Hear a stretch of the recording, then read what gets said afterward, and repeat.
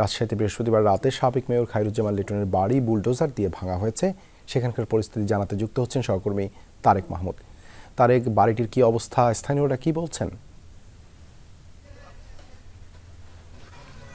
দেবাশিস, বাড়িটি একদমই ধ্বংসস্তূপে পরিণত রয়েছে এবং জুমার নামাজ শেষে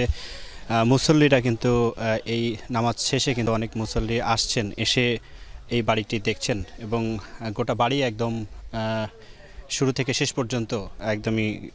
ধ্বংসস্তূপে পরিণত হয়েছে বলা যায়। সকালে আমি এসে যেমনটি দেখেছিলাম, অনেকে এসে বাড়ির যে রড এবং ইট রয়েছে, টাইলস রয়েছে, সেগুলো ভেঙে ভেঙে নিয়ে যাচ্ছিলেন এবং অনেকে এসে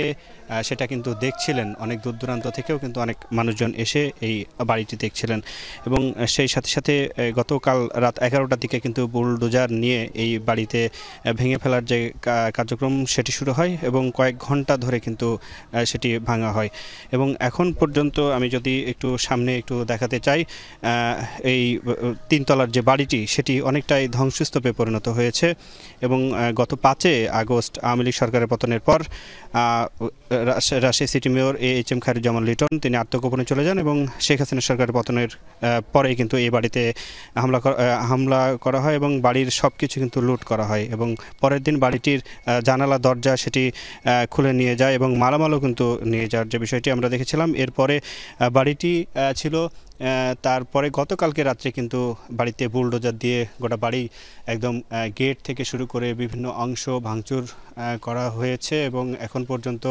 স্থানীয়রা আসছেন, দেখছেন এবং দেখে কিন্তু তারা এই নানান প্রতিক্রিয়া কিন্তু জানাচ্ছেন এবং সেই সাথে সাথে তারা বলছেন যে এবং সেই সাথে সাথে আরেকটি বিষয় বলে রাখি, এই রাজশাহীর যে রাজশাহী কলেজে এবং রাজশাহী বিশ্ববিদ্যালয় সহ কয়েকটি জায়গায় যে শেখ মুজিবুর রহমানের যে মুরাল ছিল সেটিও ভাঙা হয়েছে এবং রাজশাহীর যে পররাষ্ট্র প্রতিমন্ত্রী রাজশাহীর বাঘা উপজেলায় তার বাড়িতেও গতকালকে ভাঙচুর চালিয়েছে বিক্ষুব্ধ জনতা এবং সেই সাথে সাথে মানুষ আসছে, দেখছে বাড়িটি। দেবাশিস,